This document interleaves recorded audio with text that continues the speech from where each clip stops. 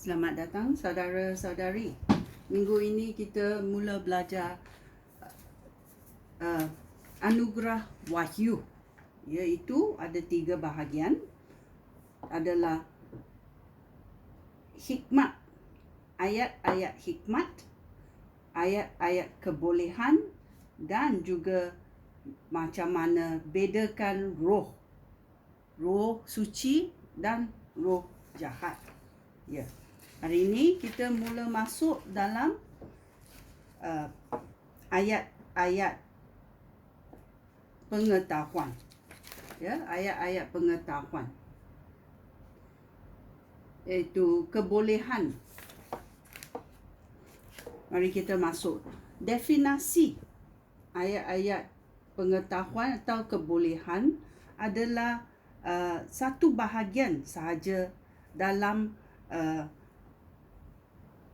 pengetahuan kita tentang Tuhan, dan Roh Kudus akan memberikan ayat-ayat pengetahuan dan kebolehan ini kepada sesiapa dia mahu. Ia memberi kita fakta-fakta atau informasi melalui supernatural, meaning iaitu benda-benda yang luar biasa, wahyu yang luar biasa daripada Roh Kudus. Kerana kita tidak belajarnya. Informasi ini akan diberitahu pada orang yang nak ucapkan ayat-ayat pengetahuan itu pada masa itu. Ini adalah kebolehan luar biasa dalam seseorang kerana ia hanya diberi oleh Roh Kudus. Dan dalam Alkitab kita boleh mencari dan mendapat bahagian-bahagian di mana dia memberi kita pelajaran mengenai ministri Yesus Kristus. Mari kita masuk dalam pelajaran ini. Yesus tahu bahawa dalam Yohanes babak 1 ayat 47. Kita mencarinya. Yohanes babak 1 ayat 47. Dia berkata mengenali Nathanael. Tajuknya dalam 43, ayat 43 adalah Yesus memanggil Filipus dan Nathanael. Ayat 47 bermula, apabila Yesus nampak Nathanael datang kepadanya, dia berkata tentang Nathanael, inilah orang Israel sejati, tiada kepalsuan padanya. Yesus sudah tahu karakter Nathanael.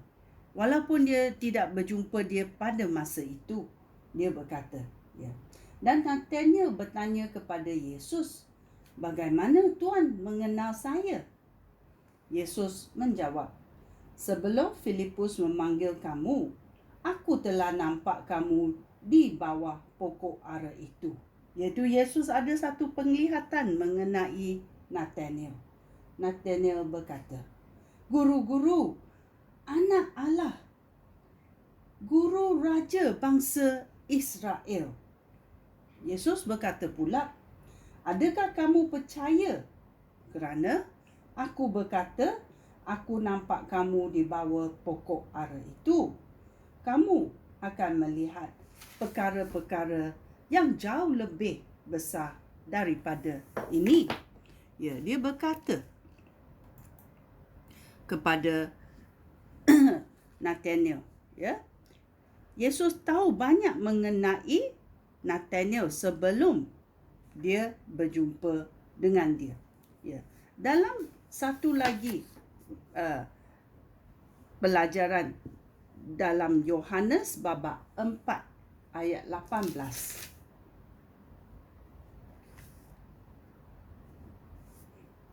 Ini mengenai seorang wanita di Samaria. 18, ayat 18 babak 4 Yohanes. Dia berkata, kamu sudah berkahwin 5 kali dan lelaki yang kamu tinggal dengan kamu sekarang ini bukan suami kamu. Memang benar kata kamu, wanita Samaria itu menjawab. Wanita itu berkata, sekarang saya tahu bahawa Tuan seorang nabi. Ya. Nenek moyang kami menyembah Allah di gunung ini. Tetapi bangsa kamu, bangsa Tuan, berkata bahawa hanya di Yerusalem orang dapat menyembah Allah. Ya, kerana orang Yahudi dan orang Samaria tidak bercampur gaul. Ya.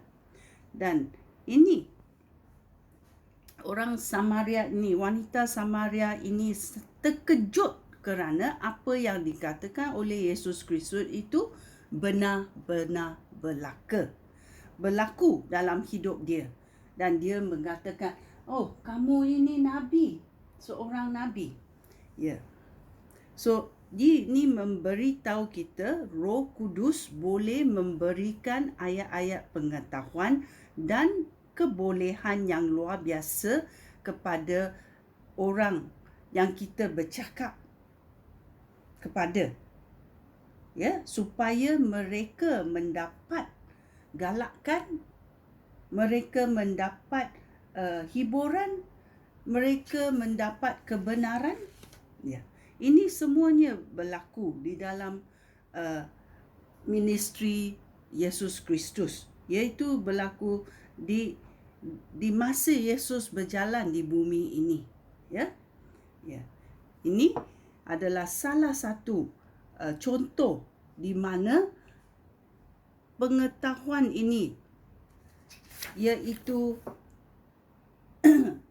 anugerah wahyu, berlaku dalam hidup seseorang itu melalui Yesus Kristus, iaitu ayat-ayat pengetahuan dan kebolehan diberi kepada Nathanael, diberi kepada wanita Samaria itu.